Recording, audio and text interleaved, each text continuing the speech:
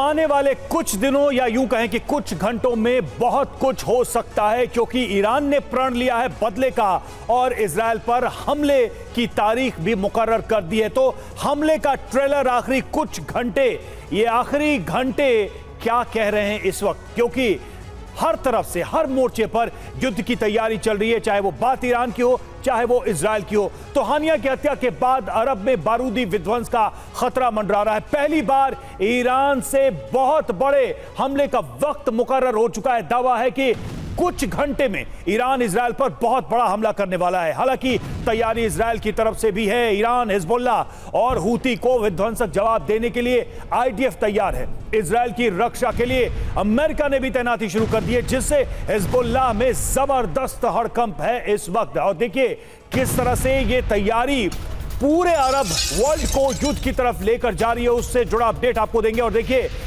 इस वक्त एक अहम जानकारी, ईरानी मीडिया में भी हमले को लेकर भविष्यवाणी। ईरानी स्टेट टीवी का दावा, आने वाले घंटों में कुछ बड़ा और विनाशक होने वाला है।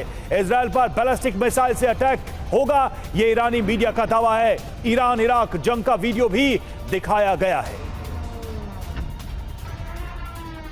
तो इजराइल पर हमले को लेकर एक के बाद एक नए दावे सामने आ रहे हैं। इजराइल पर ईरान की विनाशवाणी। जी हां, कुछ अहम बातों पर गौर करते हैं। ईरानी मीडिया में क्या होने का दावा किया गया है, ईरानी मीडिया का क्या दावा है, पहले यह देख लीजिए। कुछ घंटों में दुनिया विनाश देखेगी, यह ईरानी मीडिया का कहना है। क्या होने वाला है? पहली बात तो यह कि हानिया की हत्या का बदला लेगा ईरान। इस हमले का पहला और बड़ा मकसद तो यही है। दूसरा यह कि इजराइल पर बड़े हमलों की आशंका बनी हुई है। ताबड़तोड़ रॉकेट से हमले हो सकते हैं। तीसरा, बैलिस्टिक मिसाइल से हमले हो सकते हैं। और चौथा, शाहेद ड्रोन से हमलों की आशंका है। शाहेद ड्रोन जो कि बहुत ही खतरनाक ड्रोन है, ईरान का सारे प्रॉक्सी ग्रुप बड़े हमले की तैयारी कर सकते हैं। और यह भी एक अंदेशा है कि 8 फ्रंट से इजराइल पर एक साथ ये हमले हो सकते हैं, जिसमें प्रॉक्सीज की बड़ी भूमिका रहने वाली है। तो ईरान के सुप्रीम लीडर खamenei ने 48 घंटे पहले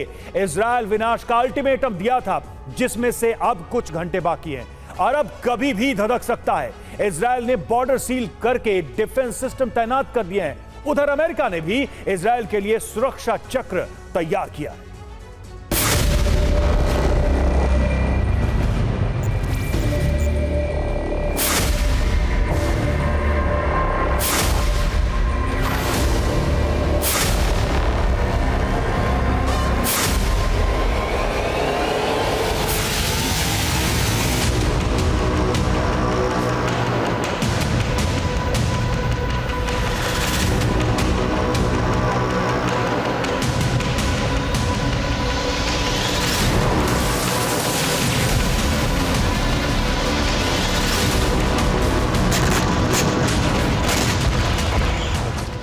जैसे ही 24 घंटे हुए, वैसे ही इजराइल में एक बड़ा धमाका होगा।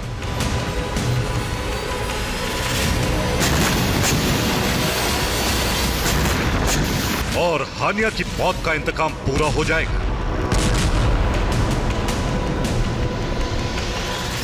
यही है ईरान का ब्लूप्रिंट, जिसमें इजराइल दहलाने के लिए पूरा प्लान बनाया गया है।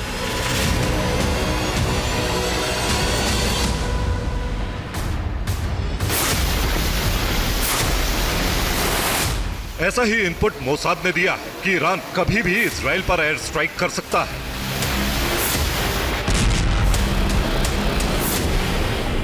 ईरान ने चरणबद्ध तरीके से बदले का प्लान तैयार किया है, जिसमें आक्रमण के अलावा सुरक्षा का भी इंतजाम किया गया है। अगर इजराइल पर होता है हमला तो वो पलटवार जरूर करेगा। हो सकता है अमेरिका भी युद्ध में उतर जाए।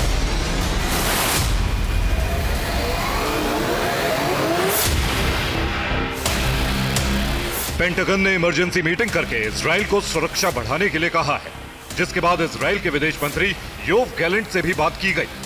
ये उसी का असर है कि इजराइल ने नॉर्थ बॉर्डर पर डिप्लॉयमेंट बढ़ा दिया है। ये उसी की तस्वीरें हैं जिसमें टैंक और आर्म्ड व्हीकल जाते दिख रहे हैं। इसके अलावा Gaza, West Bank, Lebanon border और गोलान हाइट्स पर 3 लेवल डिफेंस सिस्टम लगा दिए गए, जिससे हर हवाई हमले को नाकाम किया जा सके। इजराइल में लगातार मीटिंग चल रही है। नेतन्याहू और आर्मी के शीर्ष कमांडर की आपातकालीन मीटिंग में तय किया गया कि इजराइल में अगले 72 घंटे के लिए हाई अलर्ट जारी कर दिया गया है।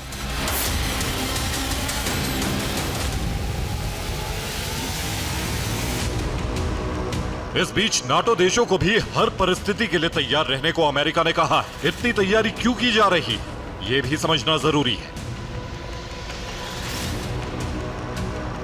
ईरान ने इजराइल पर हमले के लिए IRGC टॉप कमांडर की मीटिंग बुलाई, जिसमें हमले का ब्लूप्रिंट बनाया गया। दूसरे स्टेप में इजराइल पर हमले के लिए लॉन्ग रेंज मिसाइलों की तैनाती की गई। तीसरे स्टेप में तेहरान में एयर डिफेंस सिस्टम लगा दिए गए।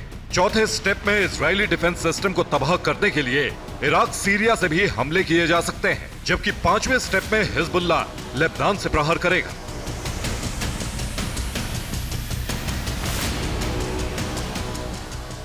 इसके बाद चारों तरफ से ईरानी प्रॉक्सी घुस जाएंगे और आसमान से ईरानी मिसाइल ताबड़तोड़ बरसेंगी।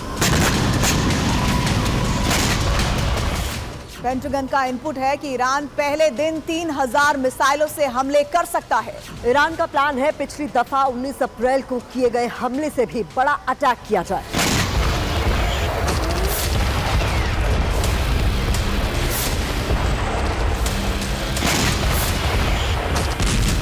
यानी इस बार ईरान इतनी बड़ी तैयारी कर रहा है जिससे हमले कई दिन तक चलते रहे, जिससे इजराइल को पलटवार का मौका भी नहीं मिल पाए।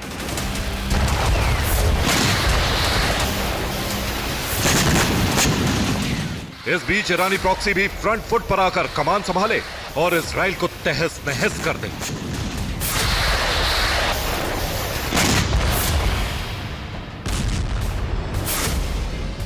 ईरान ने प्लान तो बना लिया, लेकिन अमेरिका के होते हुए ये इतना आसान नहीं है। अगर इजराइल का विनाश करने में ईरान कामयाब हो जाता है तो अरब में अमेरिका का वर्चस्व भी हमेशा के लिए खत्म हो सकता है। इसलिए अमेरिका इजराइल को बचाने के लिए पूरी ताकत लगा सकता है।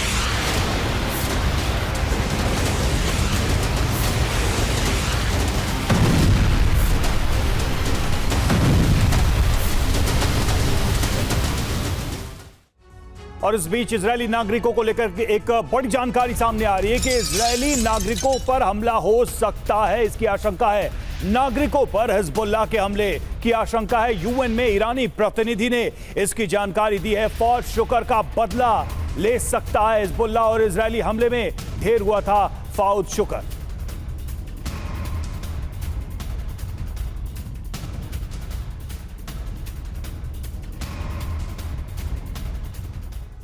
तो हानिया की मौत के बाद से ही लगातार तेहरान से अलग अलग मैसेजेस पूरी दुनिया को जा रहे हैं। और क्या अब इजराइल में विध्वंस कंफर्म हो गया है? कुछ अहम बातों पर गौर करते हैं। देखिए, सबसे पहली बात तो हिजबुल्लाह का बदला। नंबर 1 के इजराइल पर बहुत बड़े हमले की तैयारी हिजबुल्लाह कर रहा है, और हिजबुल्लाह इस की तैयारी अपने बॉर्डर पर मिसाइलों को तैनात करके कर रहा है, लेबनान बॉर्डर पर। दूसरा, इजरायली नागरिकों पर हमला करेगा हिजबुल्लाह, यानी कि टारगेट हैं इजराइल के नागरिक। तीसरा है फौज शुक्र की हत्या का बदला लेगा हिजबुल्लाह। और चौथा यह कि अहम ठिकानों पर हमले की भी तैयारी है, यानी नागरिक तो नागरिक, इसके साथ साथ जो एस्टैब्लिशमेंट है उसको भी डैमेज किया जाएगा। पांचवा, एक साथ कई शहरों पर अटैक का प्लान है हिजबुल्लाह की तरफ से।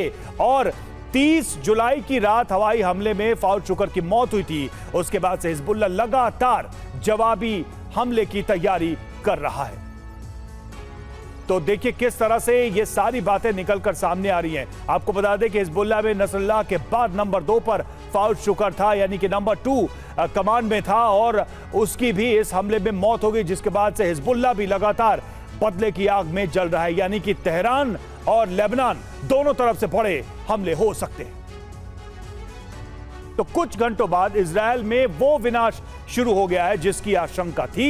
हिजबुल्लाह ने उत्तरी इजराइल के शहरों को मिसाइलों और रॉकेट से पाटना शुरू कर दिया। कुछ घंटे पहले हिजबुल्लाह के प्रतिशोध का पहला चरण लॉन्च किया गया।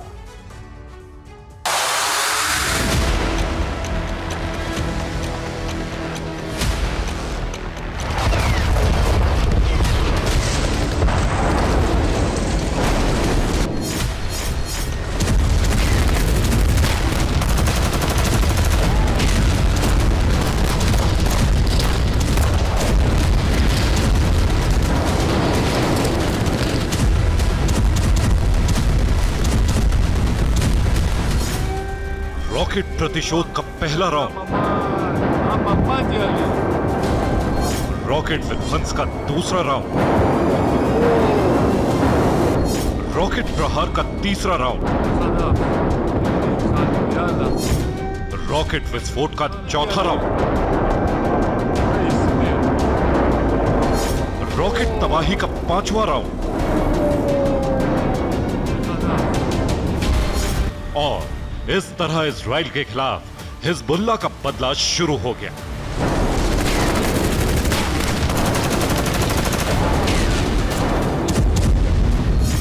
हमास चीफ इस्माइल हानिया और हिजबुल्लाह के मिलिट्री विंग के चीफ फवाद शुक्र की हत्या के बाद हिजबुल्लाह 48 घंटे तक शांत रहा।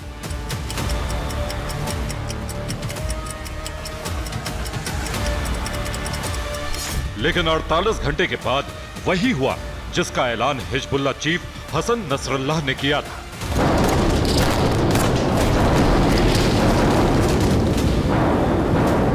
फवाद शुक्र की मौत के बाद ही हिजबुल्लाह ने ऐलान कर दिया था कि बेरूत में इजराइल के हमले का अंजाम, इसका इंतकाम ऐसा होगा जिसे इजराइल की पीढ़ियां याद रखेंगी।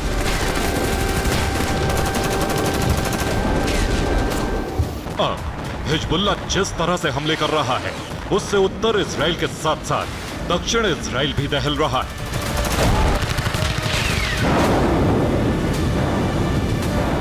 हिजबुल्लाह ने उत्तर और दक्षिणी इजराइल के 8 शहरों पर जबरदस्त हमले किए। हिजबुल्लाह ने आईडीएफ के बेस के साथ साथ आयरन डोम को भी तहस नहस कर दिया।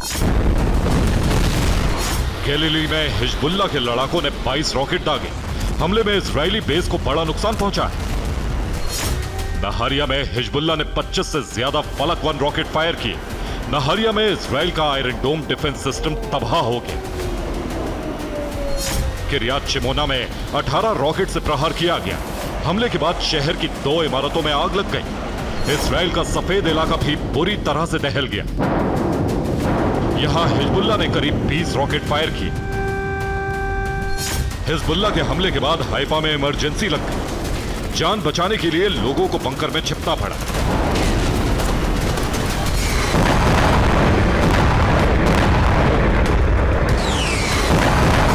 हिजबुल्लाह के मुताबिक उसने आधी रात को सिर्फ उत्तरी इजराइल के शहरों में 100 से ज्यादा रॉकेट फायर किए। इजरायली एयर डिफेंस सिस्टम ने 70 रॉकेट को इंटरसेप्ट कर लिया, लेकिन 30 रॉकेट अपने टारगेट को हिट करने में सफल रहे।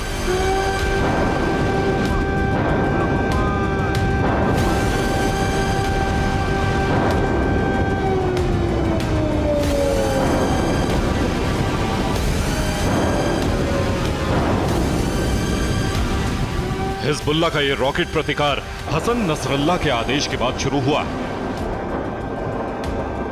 फवाद शुक्र की हत्या के बाद हसन नसरल्लाह ने कैमरे के सामने आकर ऐलान किया कि इजराइल ने रेड लाइन क्रॉस कर दी है। अब ऐसा युद्ध शुरू हो चुका है जिसकी कल्पना किसी ने नहीं की थी।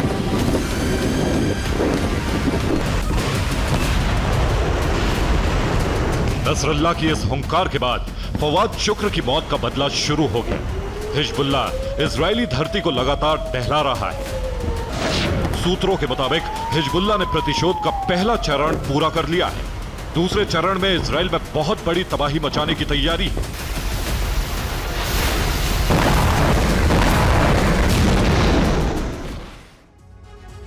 और इस बीच एक और खबर, दक्षिण लेबनान में आईडीएफ का भीषण प्रहार, हिजबुल्लाह के ठिकानों पर हमला, इजरायल के विमानों ने भीषण बमबारी की।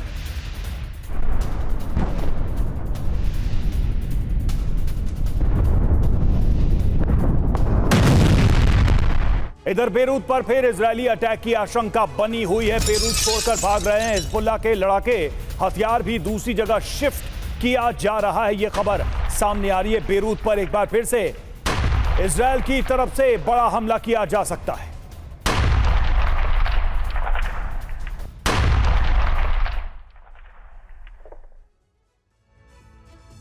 तो बेरूत में विध्वंस, हिजबुल्लाह में हड़कंप। जी हां, बेरूत पर हमले की आशंका से हिजबुल्लाह के लड़ाके यहां से निकलते नजर आए हैं। यह खबर सामने आ रही है। बेरूत में इजरायली विमानों की बमबारी और इससे हड़कंप मचा हुआ है। इजरायल के हमलों से हिजबुल्लाह में खौफ है, हिजबुल्लाह के लड़ाकों में डर है और बेरूत छोड़कर भाग रहे हैं ये हिजबुल्लाह के लड़ाके। ये जानकारी सामने आ रही है, बेरूत से हथियार दूसरी जगह शिफ्ट किया जा रहा है, यहां से इन सबको हटाकर दूसरी जगह ले जाया जा रहा है। इजरायल ने बेरूत में ही फौज शुक्र को ढेर किया था और इसके बाद से ही हिजबुल्लाह में हड़कंप मचा हुआ है। और देखिए, इस बीच एक और अपडेट है हानिया की हत्या पर। यह बड़ी खबर है, मोसाद ने ली थी ईरानी एजेंट्स की मदद और ईरानी एजेंट ने हानिया के रूम में बम लगाया था। गेस्ट हाउस के 3 कमरों में लगाया गया था विस्फोटक। ब्रिटिश अखबार द टेलीग्राफ के हवाले से यह बड़ी खबर सामने आ रही है।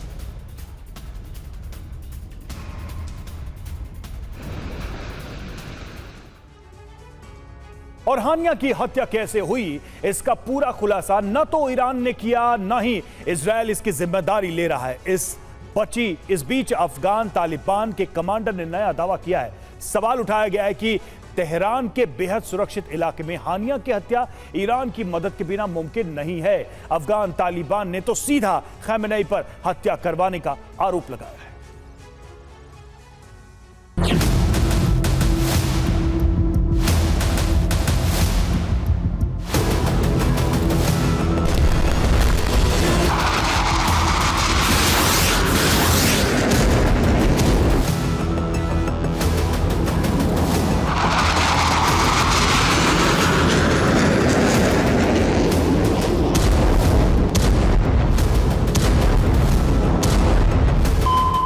ईरान की जमीन, ईरान की सेना की सुरक्षा, ईरान के सरकार की तरफ से चुनी गई इमारत।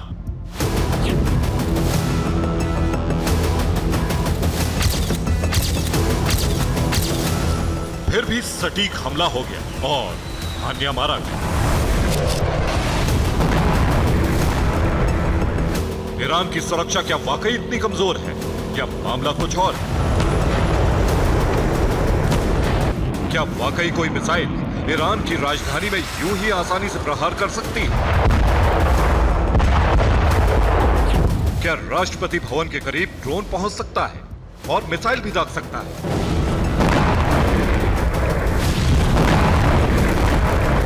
क्या वाकई ईरान की सेना इतनी बेबस है? ये इमारत, इस इमारत की लोकेशन और इसमें ठहरने वाला मेहमान, ये तीनों आम नहीं थे। हानिया जिस बिल्डिंग में ठहरा उसे IRGC यानी सेना कंट्रोल करती है। इमारत सैन्य परिसर में है और राष्ट्रपति भवन के बेहद करीब है। इस्माइल हानिया VVIP मेहमान था और उसकी सुरक्षा बेहद सख्त थी। हानिया की हत्या के मामले में सब कुछ चौंकाने वाला है और सबसे ज्यादा चौंकाती है ये इमारत। इस पर्दे को देखकर अंदाजा होता है कि धमाके के बाद कितना छोटा सा हिस्सा प्रभावित हुआ। चौंकाने वाली पहली खबर कि धमाका सिर्फ एक कमरे में हुआ। चौंकाने वाली दूसरी खबर यह है कि हानिया और सिर्फ बॉडीगार्ड की मौत हुई। चौंकाने वाला सवाल है कि आखिर वो कौन सी मिसाइल है जो इतना कंट्रोल्ड धमाका करती है। अफगान तालिबान ईरान के तमाम दावों को खारिज कर रहा है।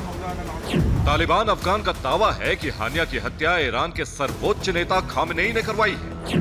अफगान तालिबान के मुताबिक पाकिस्तान के आर्मी चीफ असीम मुनीर भी इस हत्या के पीछे हो सकते हैं। अफगान तालिबान ने दोनों पर आरोपों की वजह का भी खुलासा किया है। तालिबान के दावे में दम इसलिए है क्योंकि इस्माइल हानिया ईरान का सरकारी मेहमान था। इस्माइल हानिया की सुरक्षा से लेकर उसके ठहरने तक का इंतजाम सरकार को करना था। और अब बात आसमानी आफत की।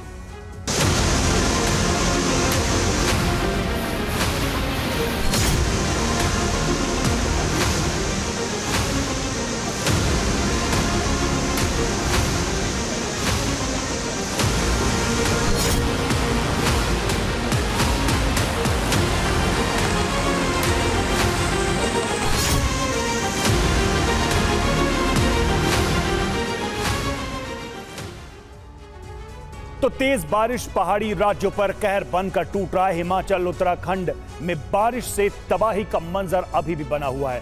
बादल फटने के बाद आई बाढ़ से अभी भी शिमला कुल्लू का इलाका उबर नहीं पाया है। कुल्लू में भारी बारिश के बाद ब्यास और पार्वती नदी उफान पर हैं, जिसका असर नदी किनारे बसे इलाकों पर दिख रहा है। सेना फंसे हुए लोगों का रेस्क्यू कर रही है। पहाड़ों के साथ साथ मैदानी इलाकों में भी बाढ़ बारिश ने तांडव मचा रखा है। महाराष्ट्र, गुजरात, झारखंड, राजस्थान में सड़कों पर सैलाब आ गया है। स्थानीय लोगों या सैलानी सभी इस वक्त कुदरती आपदा की दहशत में।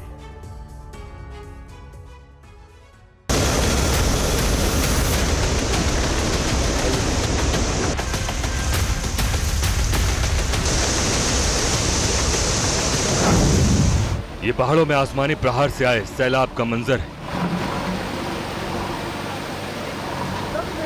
हिमाचल के लाहौल स्पीति में बादल फटने से तबाही मच गई।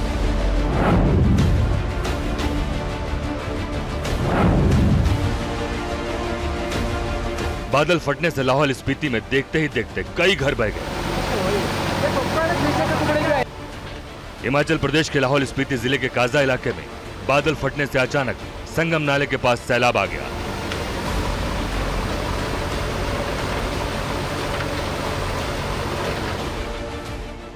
अचानक आई सैलाब में एक महिला बह गई। बादल फटने के बाद लैंडस्लाइड की वजह से कई सड़कें बंद हैं, जिसकी वजह से रेस्क्यू टीम को मौके पर पहुंचने में काफी चुनौतियों का सामना करना पड़ रहा है।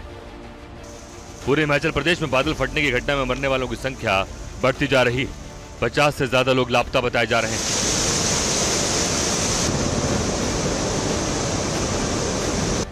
हिमाचल प्रदेश में रामपुर में बादल फटने से 6 लोगों की मौत हो चुकी है।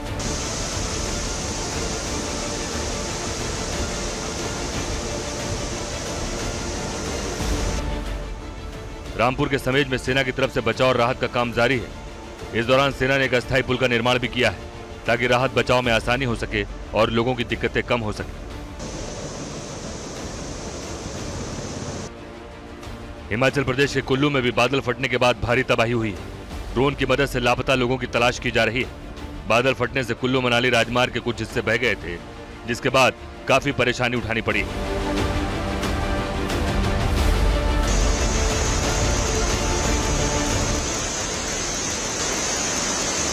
बादल फटने के बाद लैंडस्लाइड की वजह से कई सड़कें बंद हैं, जिसकी वजह से यातायात बिल्कुल ठप है। सड़कें बंद होने से रेस्क्यू टीम को मौके पर पहुंचने में भारी दिक्कतों का सामना करना पड़ रहा है।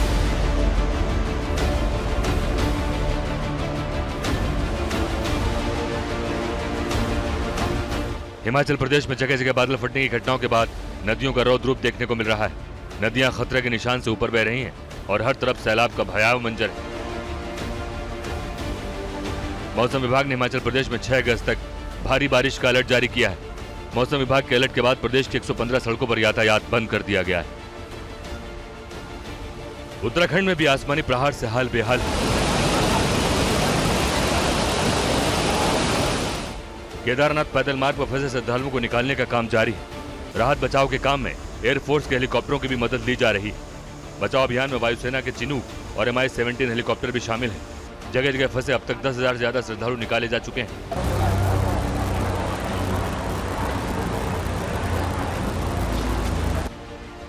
केदारनाथ के रास्ते में फंसे गुजरात के 17 तीर्थयात्रियों को भी सुरक्षित निकाला गया है। रेस्क्यू ऑपरेशन की तस्वीरें उत्तराखंड के रुद्रप्रयाग की। रुद्रप्रयाग में फंसे यात्रियों को काफी मुश्किल से निकाला जा रहा है। रास्ता इतना खतरनाक और जोखिम भरा है कि कभी भी कुछ भी हो सकता है। छोटी सी चूक भी भारी नुकसान की वजह बन सकती है। देखिए कितने खतरनाक रास्तों से होकर यात्री सुरक्षित ठिकानों की तरफ जा रहे हैं। यात्रियों की लंबी कतार है और यहाँ से निकलने का बस यही एक रास्ता है। बादल फटने के बाद आई तबाही ने यहाँ सभी रास्तों को बंद कर दिया है। चारों तरफ पहाड़ से गिरा मलबा बिखरा है। कदम कदम पर खतरा है। फिर भी इस खतरनाक रास्ते को पार करने के अलावा कोई दूसरा विकल्प नहीं। Bureau report, TV9 Bharatvarsh. और अब अजमेर के किशनगढ़ से आई लैंडस्लाइड की इस तस्वीर को देखिए, जहां पूरा का पूरा पहाड़ अचानक भरभराकर गिरने लगता है। अजमेर के किशनगढ़ में तेज बारिश के बाद पहाड़ दरक गए, जिसकी तस्वीरों ने लोगों को डरा दिया। पहाड़ का एक हिस्सा टूटकर गिरने से रास्ता भी बाधित हो गया है। ये तस्वीरें पहाड़ों की नहीं है, ये तस्वीरें रेगिस्तानी प्रदेश राजस्थान की हैं। चाली। राजस्थान में भी मौसम ने ऐसा रुख दिखाया है कि अरावली के पहाड़ कांपने लगे हैं, पहाड़ दरकने लगे हैं। राजस्थान के इस इलाके में कुदरत ने ऐसा कहर मचाया कि पहाड़ों से चट्टानें टूटकर नीचे गिरने लगी। पहाड़ का एक हिस्सा ढहने लगा और पूरा मलबा नीचे आ गिरा।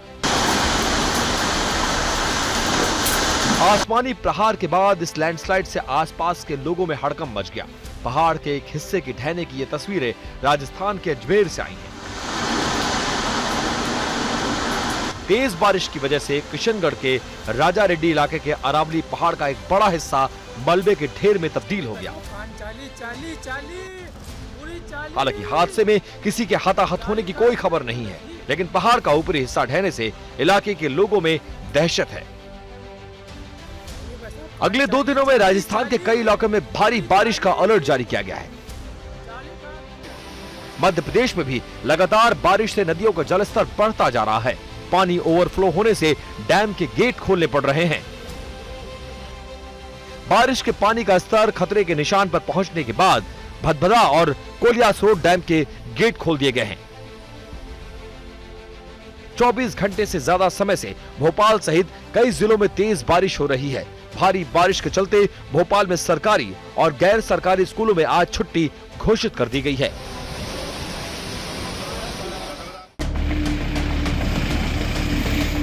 मध्य प्रदेश में भी भारी बारिश की वजह से कई जिलों में हालात खराब है। ये तस्वीरें डिंडोरी जिले से सामने आई हैं, जहां भारी बारिश के चलते नदी नाले उफान पर हैं। अमरपुर इलाके में हो रही जोरदार बारिश से खरबेर नदी में बाढ़ आ गई है। पुल के करीब 3 फीट ऊपर बाढ़ का पानी बह रहा है। उफनती नदी को पार करने के लिए ग्रामीण जान जोखिम में डाल रहे हैं। मध्य प्रदेश के रायसेन जिले में भी सैलाब की डराने वाली तस्वीरें सामने आई हैं।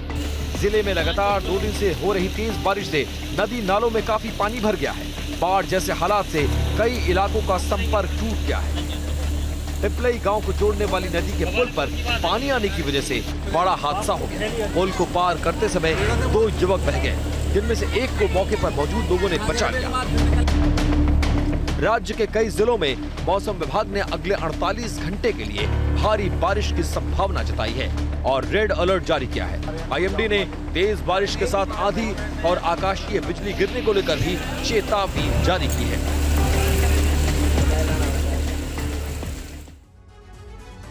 और भारी बारिश के बाद झारखंड और बिहार के कई हिस्सों में भी हालात बदतर हो गए। झारखंड की राजधानी रांची में बारिश से बड़ी आफत आ गई है। रांची की कई कॉलोनियों में पानी भर गया। सड़कों पर दरिया जैसे दृश्य दिख रहे हैं। एनडीआरएफ की टीम ने हालात को संभाल लिया है। भारी बारिश से पैदा हुए हालात को देखते हुए रांची में आज भी बारिश का अलर्ट है। वहीं झारखंड में 10वीं तक के स्कूल बंद कर दिए गए हैं। देखिए ये रिपोर्ट।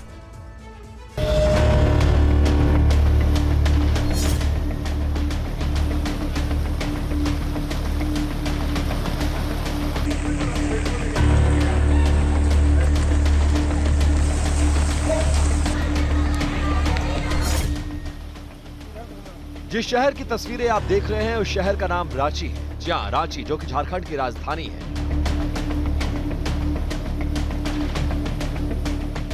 शहर का हाल आप खुद देख लीजिए। रांची शहर में जल प्रलय का मंजर है। शहर की सड़कें बारिश के पानी के बाद से भर चुकी है। पानी भी ऐसा कि आदमी डूब जाए। लोगों के घरों में पानी घुस गया है। मकान पानी में डूब गए।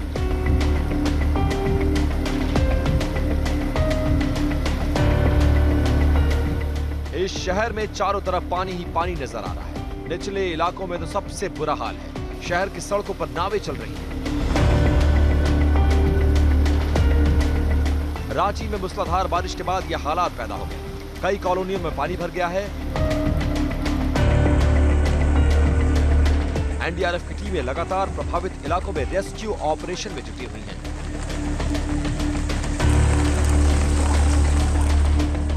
रांची के सदर थाना क्षेत्र के निचले इलाकों में 35 से ज्यादा लोगों को सुरक्षित निकाला गया। आज भी रांची में बारिश का अलर्ट है। पूरे राज्य में 12वीं तक के स्कूलों को बंद कर दिया गया है। भारी बारिश को देखते हुए झारखंड के अनेक जिलों के लिए मौसम विभाग ने रेड और ऑरेंज अलर्ट जारी किया है। रांची के साथ साथ गढ़वा, पलामू, चतरा, लातेहार, लोहरदगा, हजारीबाग और गुमला जिले में भी भारी बारिश होने की संभावना है। ये जो लो प्रेशर है उसी एरिया में अभी बसा हुआ है और ये 7.6 किलोमीटर जमीन सी लेवल तक ये एक्सटेंड कर रहा है इसका सर्कुलेशन। और इसका जो मूवमेंट है लो प्रेशर का वेस्ट नॉर्थ वेस्ट, पश्चिम उत्तर पश्चिम की तरफ ये बढ़ेगा और कल तक में ये झारखंड और उससे सटे हुए इलाकों में बढ़ता हुआ ये डिप्रेशन फेज तक पहुंचेगा। तो ये जो बारिश है ये आपको आज तो देखने को मिलेगी ही मिलेगी और कल में भी जो पश्चिमी भाग हैं झारखंड के और उससे सटे हुए जो मध्य भाग हैं वहाँ पे आपको अच्छी बारिश देखने को मिलेगी। मूसलाधार बारिश से प्रभावित झारखंड के देवघर में भी एनडीआरएफ की टीमों को तैनात किया गया है। उधर बिहार के 9 जिलों के लिए भी भारी बारिश का रेड अलर्ट जारी किया गया है। और इधर कोलकाता में भारी बारिश के बाद हर तरफ पानी ही पानी है। भारी बारिश से कोलकाता एयरपोर्ट पर पानी भर गया है। रनवे पर पानी भरने की वजह से उड़ानें प्रभावित हो रही हैं। आप देख सकते हैं तस्वीरों में क्या हालात हैं कोलकाता एयरपोर्ट के। यहां पर देखिए रनवे पूरी तरह से पानी से भर गया और ऐसे में उड़ानें रद्द हुई हैं। ये हालात हैं कोलकाता एयरपोर्ट।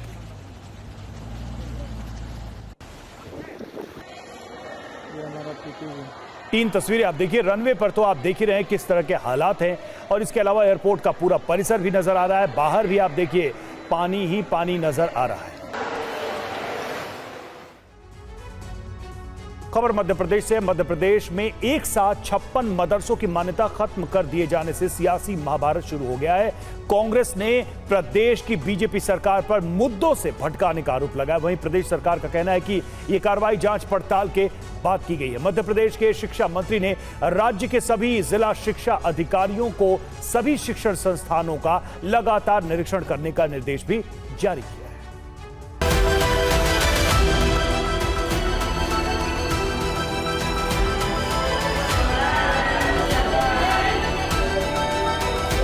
मध्य प्रदेश में मदरसों को लेकर सियासी तूफान आ गया है।